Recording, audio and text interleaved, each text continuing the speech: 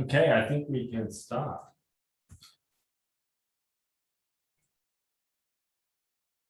Well, hello there, everybody, and welcome to the third AOGS-EGU conference, New Dimensions for Natural Hazards in Asia.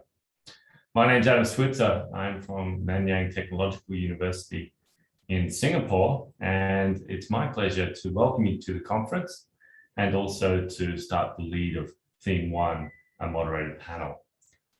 So just a couple of things. Welcome to, we have more than 326 people registered from 48 countries for this event. And so it's great to see such a good turnout. Just a little note that we'll be recording some of the sessions. So please be aware that registering for this conference, you are committed to the recording. And big welcome for Monday, 20th of September, day 1 of this conference. We have 3 days ahead. And if you want to have a look at the hazards program, please have a look at the tiny URL at the top, Has Program 2021. And one of my colleagues will drop that in the chat for you to also click on. So tiny URL is Has Program 2021 for you to have a look at a more detailed program with the links that you will need. Now, we're starting today with a Zoom webinar in a plenary setting for themes 1 and 2. On natural hazards and climate change and human-induced hazards and technological hazards and disasters. We'll then be breaking up into 2 groups. Theme 1 will be using Padlets to examine for 2 45-minute sessions, hazards and climate change and the IPCC and extreme events. And Theme 2 will run a series of collaborative exercises. One of the things we're really trying to do in this conference is to try a few novel things. And so it's going to be a little bit different for people to a normal conference. And it's not a collective group of talks. It has a lot of diversity in terms of the things that we're going to try and present here. And then themes 1 to 7, all themes together in a group display material where we have posters and videos and a variety of other things that people have registered for the conference are ready to present to you. And we encourage all of the people in the conference to attend that session later on where we have the group display material viewing. And then we'll come back together at the end of the day for an end-of-day activity, end-of-day summary, where we'll look at panel discussion summaries. And the audience will be able to ask questions and receive answers from our panelists drawn from the themes of the day. So for today, that's theme 1 and theme 2. And then tomorrow and the next day, we have other themes on which we have similar sort of programs. So once again, welcome. And it's my great pleasure to kick off the program with a moderated panel discussion on tropical cyclones and climate change. And joining me today, some very interesting people in terms of the things that they do related to tropical cyclones. So I'm going to introduce them one by one, get them to turn on their camera, and then we'll go through to short talks and presentations from each of them for our first half an hour, which is about 25 minutes. So first speaker is Yi Lin from National Taiwan University. So Yi, if you could turn on your camera and give us a wave. The next speaker is James Terry from Zayed University in the United Arab Emirates. So if James could turn on his camera and give us a wave, you should see people joining us. Our next person on the moderated panel is Annie Lau from the University of Queensland in Australia. So if Annie could turn on her screen and her camera and give us a wave. And then Kristen Cook from GFZ Potsdam is our other panelist. And I'll be moderating this panel. And so if we can all turn on our screens, I think I can see everybody. And so welcome to all of our panelists for the first session. What I'm going to start with is the theme today is tropical cyclones and climate change. And one of the reasons we've invited Yi Lin to come and talk to us today is because she has a particular interest in super cyclones. And so, Yi, I know you have a lot of enthusiasm for this topic. If you could share your screen and give us a little bit of an introduction to this. We won't be taking questions straight away. but hopefully if you did, we'll save them up for your presentation in the group display material and also the end of day discussion. So EE, over to you for a quick presentation on super cyclones and changing climate. Thank you, Adam. I need to stop sharing. Yeah. Right. So good afternoon, everybody. Okay, so is the screen clear? With full screen? Yes. Okay, yes.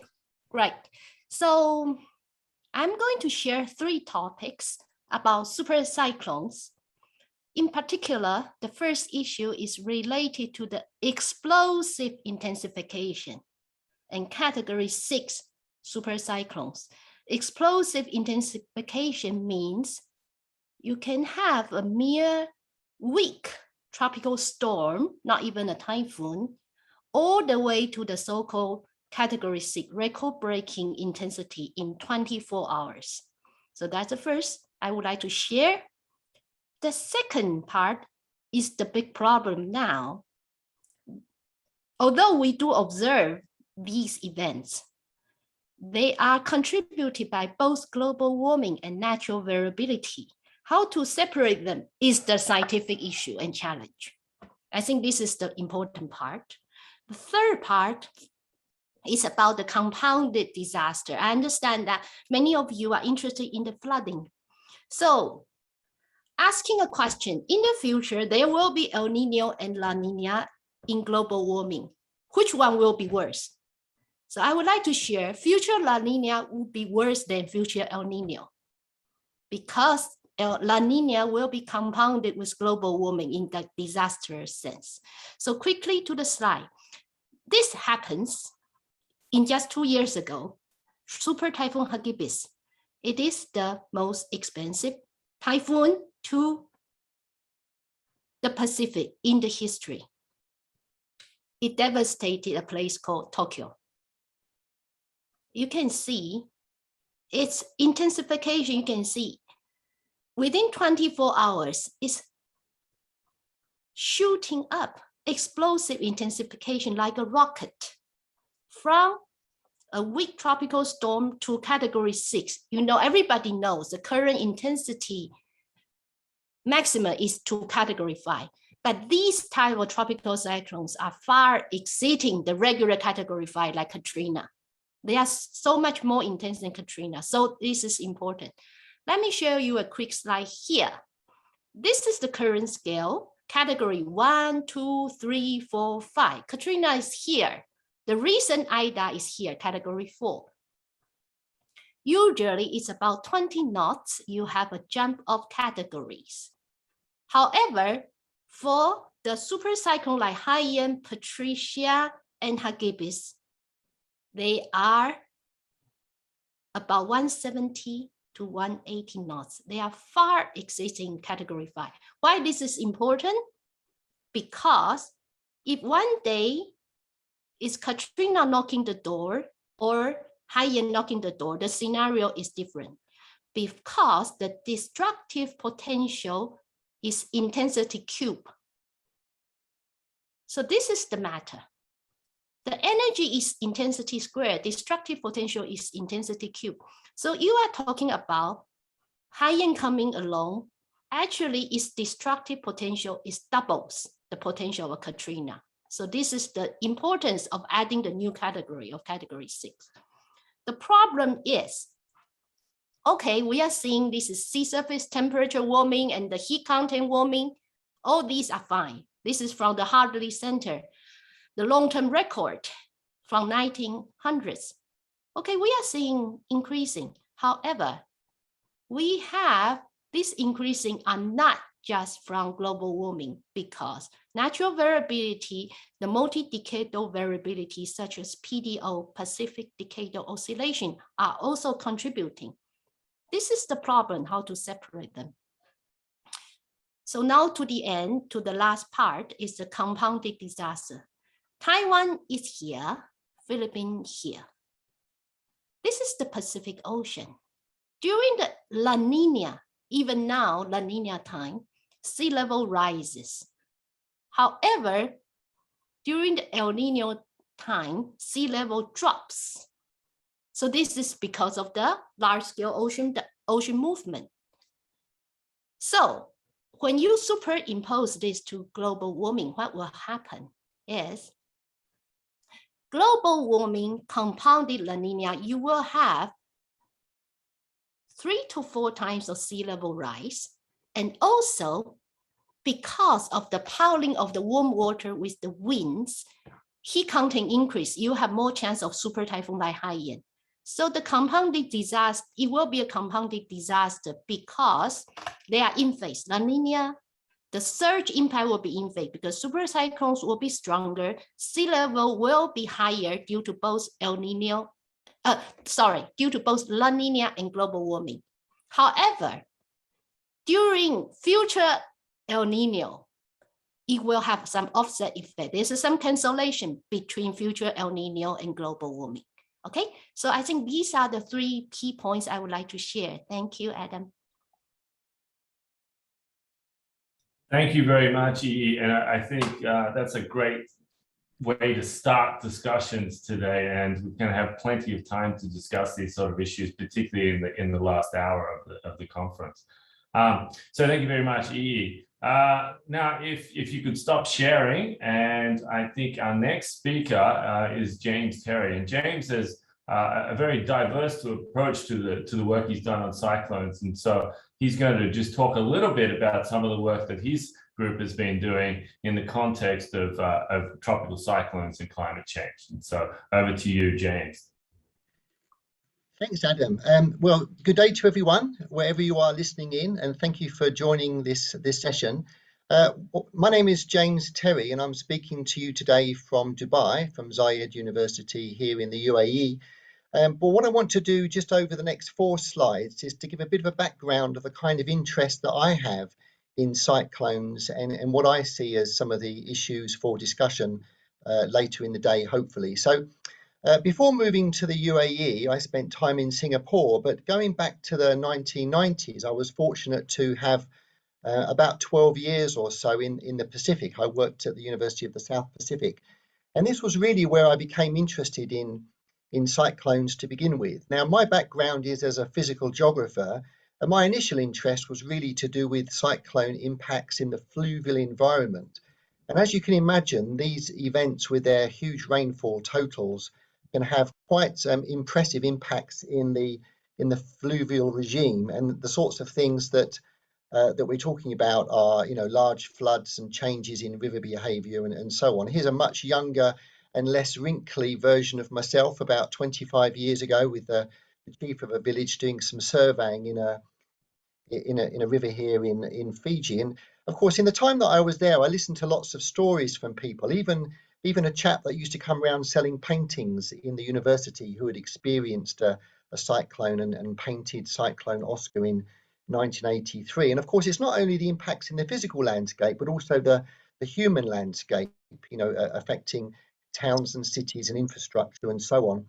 But of course, through time, I also became aware of the impacts on the coast. I wasn't a coastal geomorphologist at that time, but in countries in the Pacific relying for their economy on, for example, tourists and tourism, then losing beaches and removing sand is quite a severe and long-lasting impact for the economy as well as for the coastal environment. Now, one particular feature that I became interested in was how cyclones move and how they behave. We're all aware that cyclones are migratory storms, but some of them do really unusual things. They don't always go where anticipated. Just look at this example from 1993, Cyclone Rewa. Who would have predicted at the beginning of this event where it would have ended up doing a double loop and in fact affecting some countries more than once, such as Vanuatu over here? Now, the strange thing is that often some of these highly sinuous tracks or highly sinuous storms are the ones that are often the strongest. So if we move now to 2016, Cyclone Winston is the strongest ever, or was the strongest ever landfalling cyclone ever recorded in the South Pacific. And just look at the unusual double looping track that it performed. So clearly, measuring sinuosity and understanding something a bit more about how these storms track and how the tracks might change in the future is, I think, a very important issue to be considered. Because at the moment, we hear a lot about expected climate change influences on things like intensity, cyclone numbers, patterns of genesis, and so on. And all these are absolutely important things to study. But also at the same time, questions about where they go and where they might go. And I think to answer these questions about the future, we can do lots of different things. And this is the beauty of the science of cyclones, is it draws upon so many different subdisciplines. The historians can help us by looking at old events which followed unusual tracks. Here's one from 1881 that is something really unusual. Most of these tracks move in this direction, but this affected this delta here and affected Haiphong. We can ask modelers to help us look at the future as well. We can look at sedimentary inputs on coasts as well.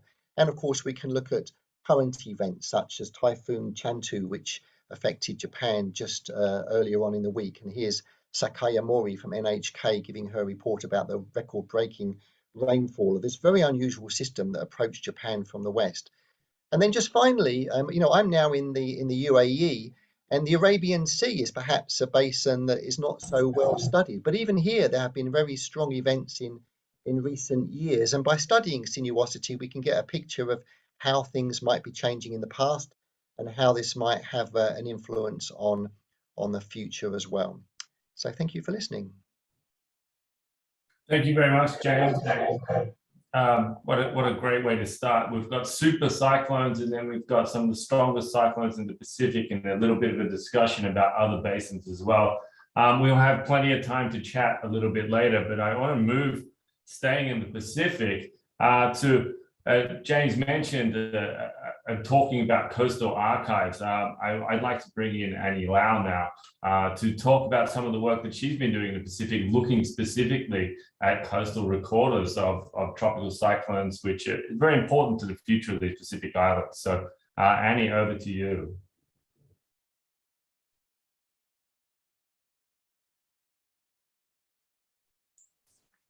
Hello, everyone. Can you hear me? Yeah, you need to share your PowerPoint, Annie. Yep. My name is Annie Lau. I'm speaking to you from Brisbane in Australia. So a brief introduction of myself. So I study rocks and sediments that were moved by extreme waves like cyclones and tsunamis in the past to understand the characteristics of these events and how often did they happen in the past. And sometimes I also look at historical records like from books. The reason that we can use boulders to understand past characteristics of past events is because we can use numerical modeling to inversely model the wave that was required to move big rocks like this. So here I'm showing you two pictures, one taken from Central Pacific Ocean from French Polynesia, and these boulders were probably moved by cyclones, but tsunamis can similarly move big boulders. And the benefits or the good thing about using boulders is that, of using coral boulders is that we can date those boulders to kind of find out the age and the timing of those big extreme events in the past. So yeah, the point here, there's one thing that I want to show you today is an example from Central South Pacific in the Tuamotus. It's very far into the Pacific. It's far from even from Australia side. Here we are looking at a boulder that is more than 160 tons that was moved by a paleo storm event. In this area, because it is so far into the Pacific, French Polynesia doesn't get cyclone every year, but they get big events every few years. Most likely coinciding with El Nino occurrences. But looking at a long-term 1,000-year timescale from the evidence from boulders and the ages from boulders shows us that we find a lot of geological archive or evidence of big storms in those hotter periods and a lot, like maybe no example from the cooler period. So what's the future is that, well, living on those low-lying atolls and low-lying isolated Pacific islands, in the future, will these areas get more cyclones even in non-El Nino year because of a warming climate? So it kind of, I think this is like an opposite of what EU was talking about. EU was talking about the hazards will get greater in La Nina year for Taiwan, but in the Central Pacific, it could be the opposite. El Nino could be doing more damage. So yeah, we can talk more later. Yeah, thanks. Great, thank you, Annie. And with a few minutes to spare, we're going to hand over to our final panelist and for some extra comments. Kristen Cook joins us from GFZ, and she's going to talk a little bit about moving away from the coast and up into the mountains, particularly for Taiwan, I believe. So Kristen, over to you.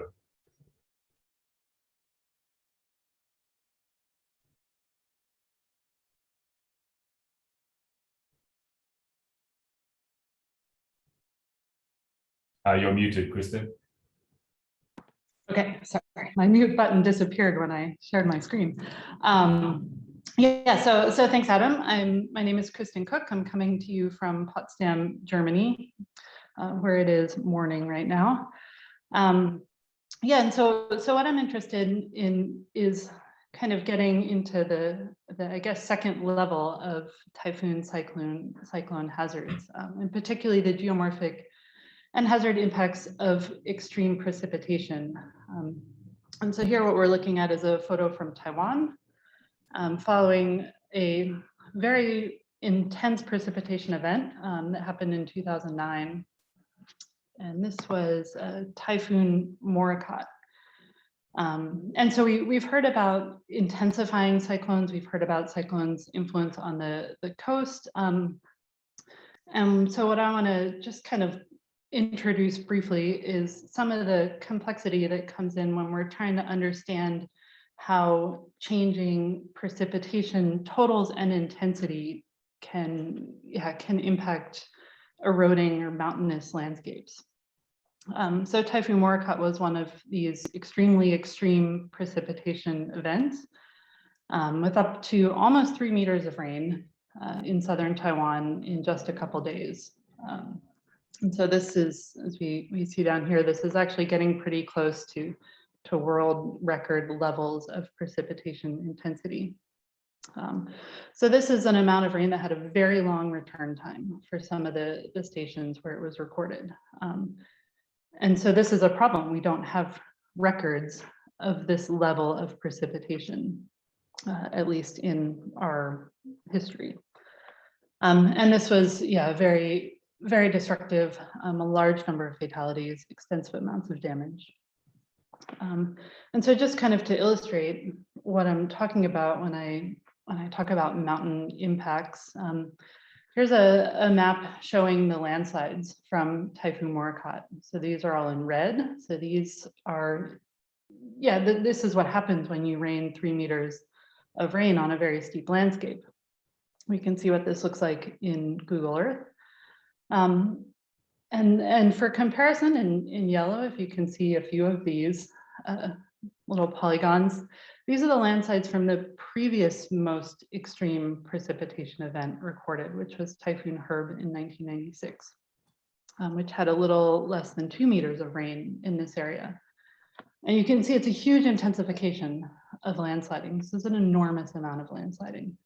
And this, yeah, was really dominating certainly the human impact in terms of fatalities, and also caused a lot of damage. And then that's not the end, because when you have this amount of landsliding, you're liberating a lot of sediment. This actually now is impacting, or has been impacting, the rivers. So you can see here some change in these rivers down at the mountain front, with huge amounts of aggradation causing damage to villages, to agricultural land, to roads and bridges, and so on. And then, yeah, kind of some further geomorphic impacts. We have things like riverbank erosion, which, as we can see, can be quite destructive. as well as knock-on effects like landslide dams and potential outburst floods. And so the point of all this is to illustrate that these super extreme amounts of precipitation cause kind of compounding and interacting hazards, and these hazards are not necessarily so easy to predict. This is usually done using empirical relationships between past events and their precipitation and for example, the amount of landsliding.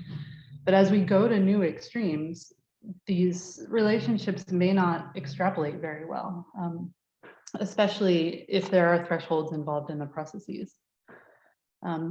So yeah, when we start to get into like the second tier level of impacts, we need to work now on understanding both the changing climate drivers of extreme precipitation. So what can we predict about future typhoon, cyclone precipitation? But then we also need to understand how we take that precipitation prediction and translate it into predicting these geomorphic hazards. Yeah, so that's all I had. Okay, thank you very much, Kristen. So that's basically the end of our panel. We just wanted to have a quick discussion, get a few people to present to sort of whet the appetite of people. We're going to move on to theme 2, and I'll be introducing my co-chair of the conference and member of the scientific committee, Bruce Malamud, and his team, who will be taking over with theme 2. Much of our work this next 3 days will be on what we call Padlets. And so just keep your eye on the chat for the links to the Padlets. It's fairly self-intuitive, but we'll also be running the Zoom in the background so that you'll be able to refer to that and ask questions, and we'll be able to help you there. So at all times, there'll be a Zoom link and a Padlet link, and the Padlets are fairly self-intuitive, but we can definitely give you a help if you need it. So over to Bruce. Thank you very much to our panelists for theme 1. Interesting points made by all. There's a lot to talk about probably towards the end of the day, but it is time to move on to theme 2. And so over to Bruce. Goodbye to our panelists from theme 1, and we'll see you a little bit later. Please join us in the Padlets and make some comments. And Bruce, thanks for taking over, and good luck with your session. So thank you very much, Adam, and everybody from theme 1. So I'm Bruce Malamud. I'm co-chairing the conference with Adam, and we're now going to move into theme 1. I'm going to hand over to Kyle, who is going to lead us through theme 1. Kyle. Theme 2. And we just ask all of the theme 2 participants to show their videos. Yep. So Agung and Fatma.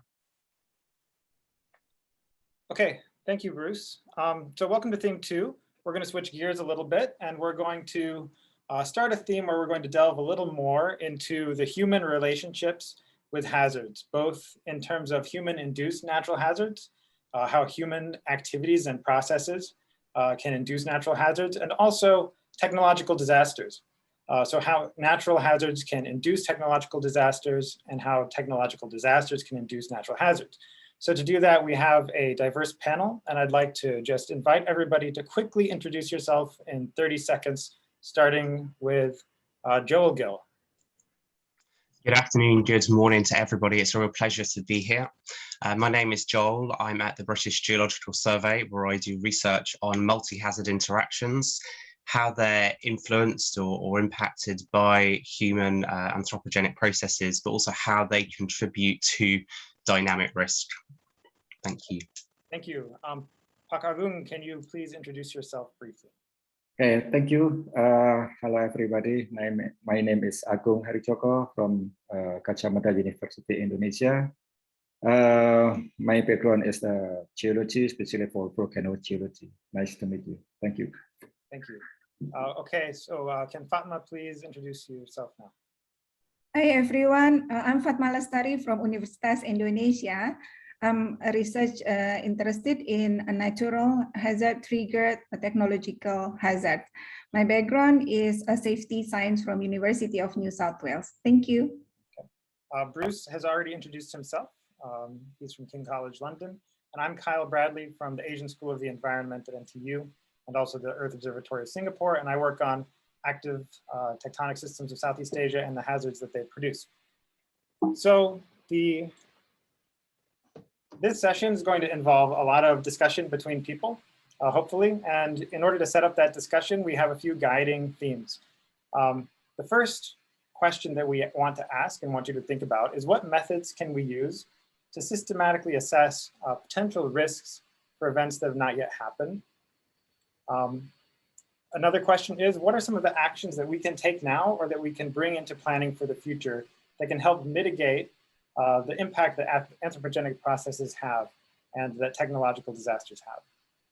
The third question we'd like you to consider over the course of the rest of this theme is how we can better integrate lessons that are learned globally into our regional studies and our responses to anthropogenic and technological disasters. So before we move into that, we'd like to get to know a little bit about who you are, who have all joined us today. So we have two Mentimeter polls. We would like you to navigate to menti.com on a device of some kind and enter the code here on the screen, 89341297. And if Bruce, you can make sure that's pasted into the chat, that would be useful. We're gonna ask two questions. What country are you joining us from today? And then on the following slide, we'll ask you to kind of weigh in on what you're most interested in terms of the discussion topics for the day. So when we're all ready, I'm going to move forward. This is a word cloud. Please just type in the country that you're joining us from today, and we will watch the results come in live. All right, so Philippines is in charge, large and in charge so far. We have people from the UK, Singapore, Australia, Malaysia, Indonesia, of course. I see somebody from Bangladesh. We're gonna run this for about 1 minute only, so please be rapid in typing in your responses. Aotearoa, New Zealand, South Korea, Thailand, Taiwan. Okay, it looks like we are up to about 60 responses, and given the number of people in the chat, I think that we're probably saturating it. So thanks everybody for entering. Let's move on to the next question. Okay, so you have 4 choices on this slide. Are you more interested in anthropogenic processes that are interrelated with natural hazards? Are you more interested in technological disasters that are interrelated with natural hazards? Or are you somebody who likes all of these things? Or are you somebody who doesn't enjoy any of these things? All right, it looks like currently we are splitting fairly evenly between anthropogenic processes and both.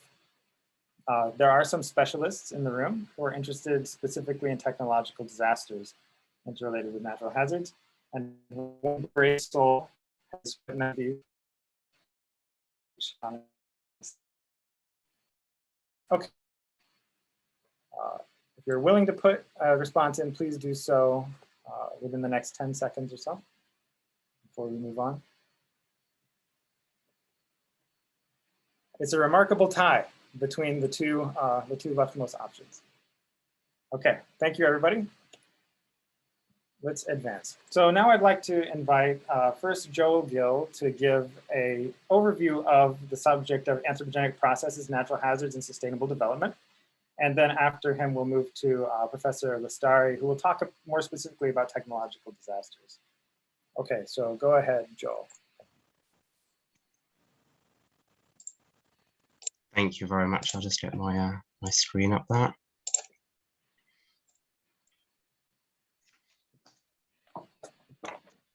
Brilliant. Well, it's a great pleasure to be here today to have the opportunity to talk to everybody and reflect on this topic of anthropogenic processes and how they contribute to natural hazards and how we can think about them in the context of sustainable development. The work that I'm going to present today is largely based on work that Bruce and I did in 2017 in the paper here with the link, and I'm sure that that can be provided or is already provided on the Padlet when you get to your further discussions and conversations about this. I'm going to start by defining some key terms, particularly what I mean by anthropogenic processes, and then think about this in the context of the UN Sustainable Development Goals, and then talk about the work we did in terms of developing a systematic classification of anthropogenic process types, and then to think about how they can trigger natural hazards. I generally go to the UN, well, what was UN ISDR, now UNDRR, when I'm looking for terminology, so that my work aligns with these global policy frameworks. So a natural hazard being a natural process or phenomenon that may have negative impacts on society. But anthropogenic process isn't defined in that context. And so when we published this paper, we defined it to be intentional human activity that's non-malicious, but that may have a negative impact on society through the triggering or catalyzing of other hazardous processes. And some examples are groundwater abstraction, vegetation removal, quarrying and surface mining, urbanization, subsurface construction, and in many different contexts. And my own research has been partly in Guatemala. In many different contexts, you can see a range of these processes at work affecting the built, the natural and social environments. And why does this matter? Well, we're currently 5 years into a 15-year agenda to advance sustainable development, the UN Sustainable Development Goals. And these goals are driving decisions that have been made at all levels around the world, local, national, regional, and changing in many contexts anthropogenic processes. So if I just give you a few examples, ensuring zero hunger, SDG 2, may result in vegetation removal in order to increase our agricultural capability. Ensuring access to clean water and sanitation for all, SDG 6, may result in greater groundwater abstraction. Industry, innovation and infrastructure, SDG 9, can result in a range of different construction approaches being used. And sustainable cities and communities may result in, for example, drainage and dewatering in order to ensure urbanization can continue. So understanding how development activities may change anthropogenic processes can help us to consider how the hazard landscape may change.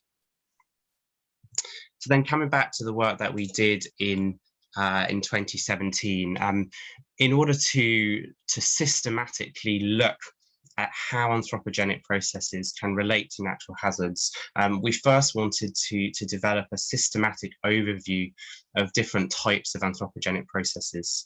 So to do this, we developed a review, set of review protocols based on the work by Boaz et al., where we started by looking at a broad range of peer and grey literature, set some clear protocols in place, questions to guide the process. We focused on answering specific questions around anthropogenic processes and how they relate to natural hazards, a set of natural hazards. We used more than 120 references to compile our classification, looking at the quality of what we were looking at, and then try to synthesize that into a set of frameworks. So the first thing we did, as I say, was to develop a systematic classification of anthropogenic process types. And I won't go through everything that's on these slides, but just to briefly introduce these.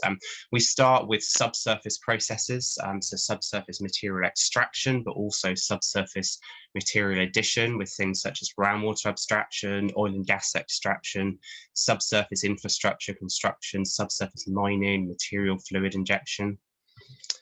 We also look at surface processes, so around land use change, such as agricultural practice change, subsurface material extraction, such as unloading due to infrastructure construction or unloading due to quarrying and surface mining. Surface material addition, so loading due to infrastructure, addition of infilled made grounds and reservoir and dam construction.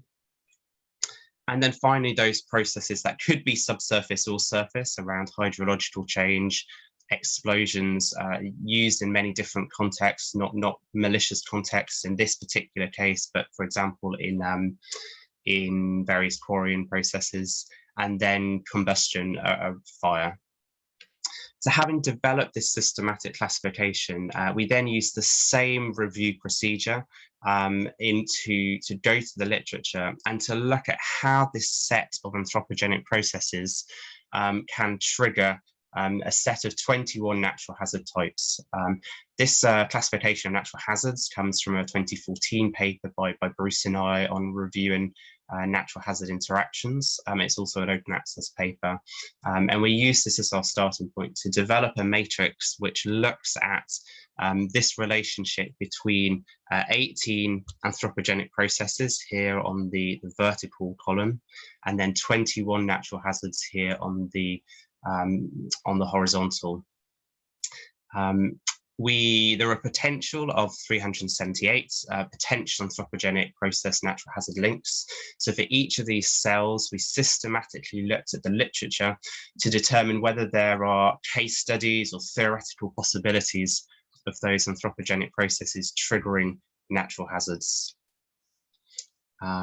So for example, groundwater abstraction can trigger an earthquake. There's a case study of that in Spain, and the paper includes supplementary material which indicates the different examples here. Oil gas extraction can trigger regional subsidence. And here's the full kind of overview of the identified interactions. So just to conclude, 57 in total, just to conclude, this is one method for systematically identifying which anthropogenic processes can trigger which natural hazards. Several anthropogenic processes strongly came through around vegetation removal and explosions as being those that trigger the highest number of different hazards. And natural hazards with the highest number of different anthropogenic processes that might trigger them. On this global scale, global review, were landslides, earthquakes, ground collapse, and obviously it will be very different in different national, regional contexts. But the key thing here is that as we go through the next 10 years of trying to implement the Sustainable Development Goals, there are going to be changes to the anthropogenic processes. And by having a systematic approach in place to look at how those anthropogenic processes relate to natural hazards, we can start to better connect what needs to be done at a sustainable development level and also disaster risk reduction level and bring those together. Thank you very much. Okay, So Joel, thank you very much for that. And I will just say thank you. And then I'd like to introduce the next speaker, who will be Fatma Lestari from Universitas Indonesia. And she'll be talking to us now about technological disasters. So Fatma, over to you. Yes, thank you very much. Can you see my screen, my PowerPoint? Yeah. All right. I would like to share. Yeah. Go for it. Okay. I would like to share about a new dimension for disaster risk reduction in terms of NatTech risk management. Okay. I would like to start about NatTech definition, NatTech cases in some countries that we know of, and also NatTech cases in Indonesia. And of course, to understand the cascading effect, our efforts, and also the lessons learned that we discuss in the UNDRR report for NatTech risk management. So actually the term of NatTech comes from the natural hazard triggering technological disasters. This is what we confirm in UNDRR 2020 report, that the NatTech terms is finally this one. So types of natural hazard triggering NatTech could be slow onset, including drought and weathering, geological rapid onset, earthquake, tsunami, landslide, and volcanic eruption, and also the hydrometeorological. And types of infrastructures at NatTech risk, including the chemical factories, hospital, transportation, food processing units, until the acid mine drainage sites.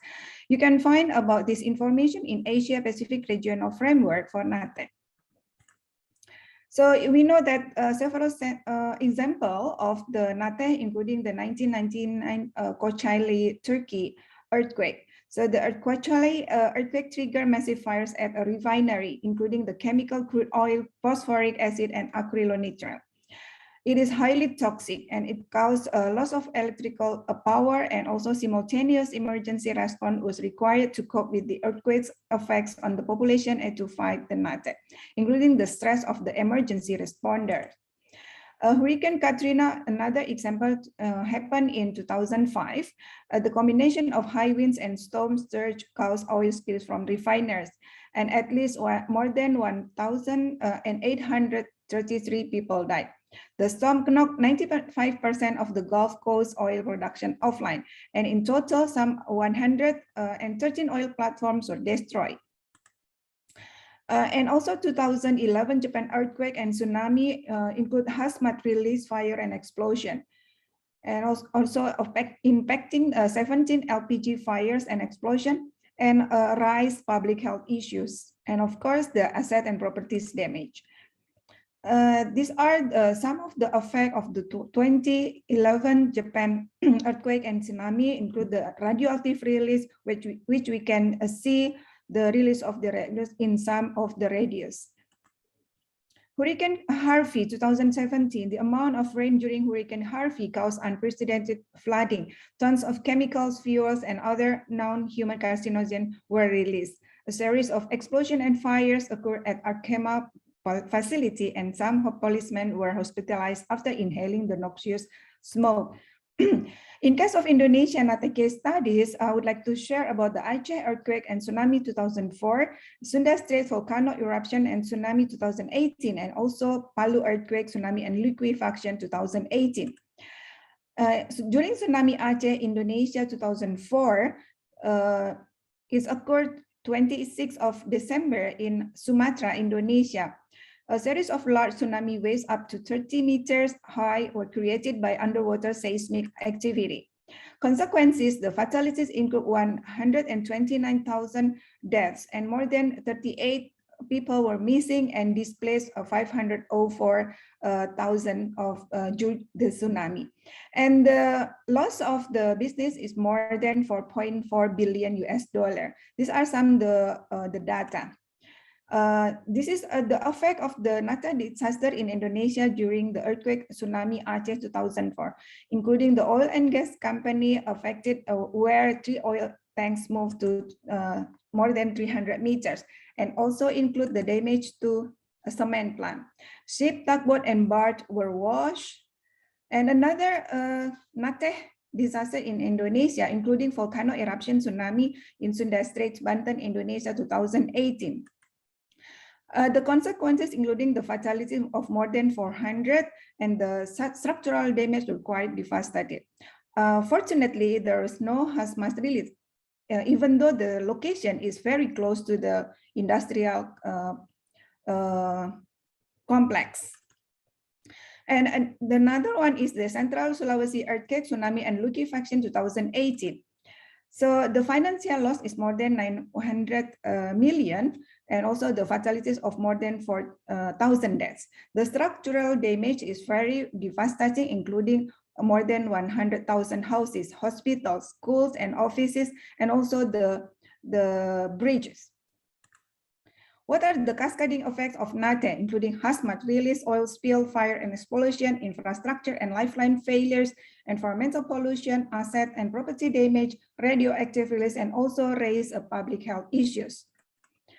So in terms of understanding the cascading effect of NatH in disaster, we conduct the fire and explosion quantitative risk assessment, consequences analysis, and NatH analysis of cities in Cilegon, Indonesia. So this is our publication and also the mapping. The risks include the volcano eruption, earthquake, and tsunami, as well as flood. So these are the mapping of the areas at which the chemical disaster prone area, because these are very much of the industrial areas. So lessons learned: lack of understanding in addressing multi-hazards, like low of awareness on multiple hazards, lack of understanding on cascading potential disaster and NatH. need a new dimension and approach to DRR, and anticipate the disaster risk derived from human and natural and vice versa, addressing cascading and complex hazards and risks. So basically, UNDRR already confirmed that 10 basic principles for NatHazards risk management, including conduct multi-hazard, systematic risk, and ecological impact assessment, enable coordinated and planning among local government and industrial clusters, including the foster multi-sectoral partnership. Thank you very much, Bruce.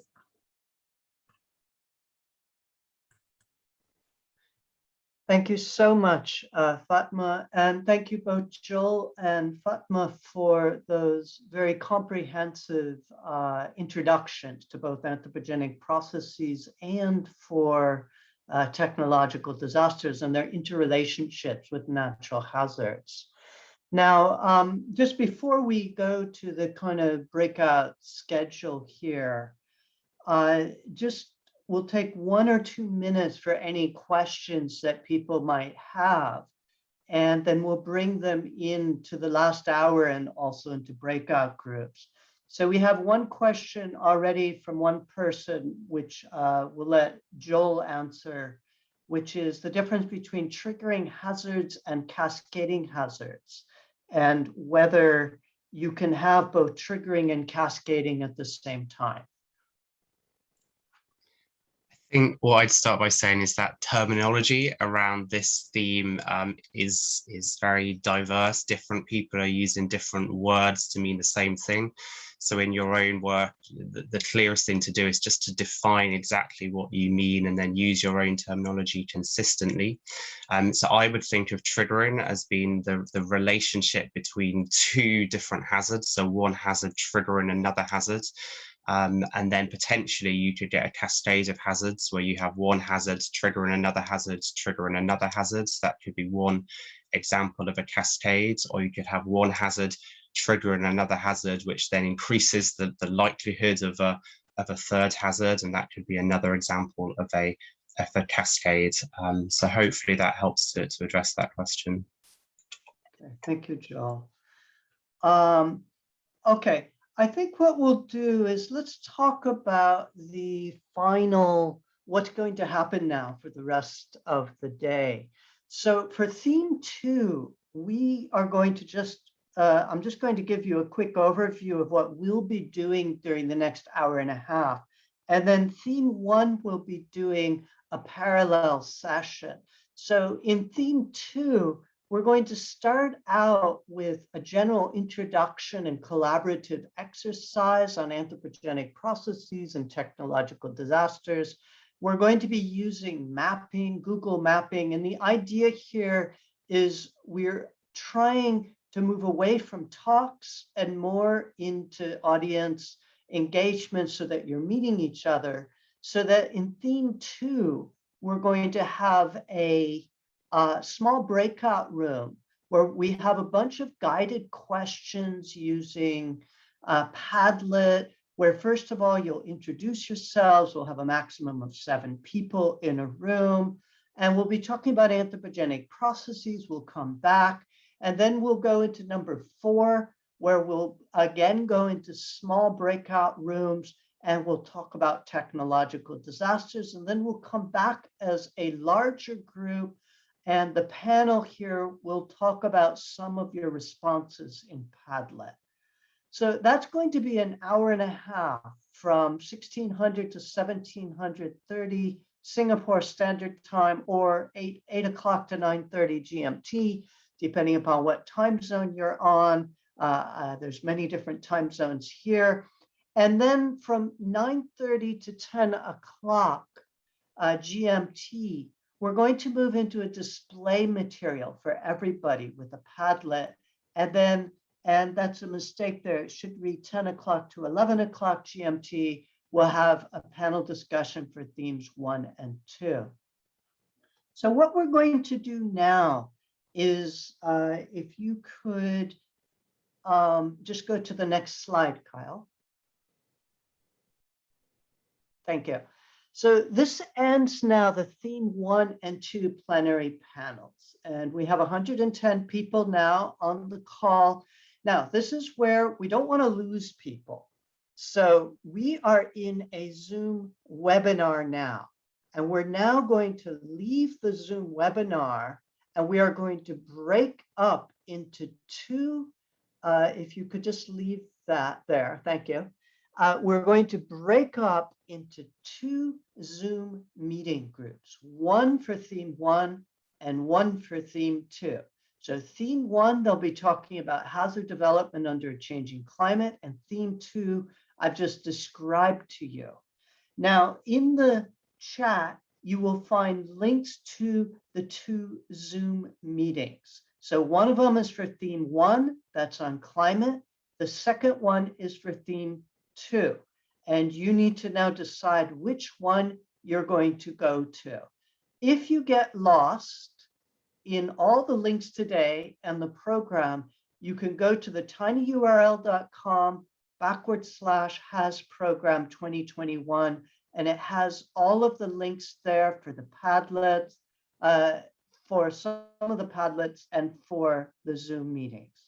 So we're going to close this session now, and if you would now choose, so the display will not be until another hour and a half. I'm just answering one of the questions in the chat. So we're now going to go into an hour and a half where each theme will be meeting separately. The links are in the chat. So theme 1 and theme 2. And you need to now decide which one you're going to. After that, you'll be doing the display material. So thank you very much, everybody. And we look forward to seeing you in the theme 1 or the theme 2 Zoom meetings in 3 minutes.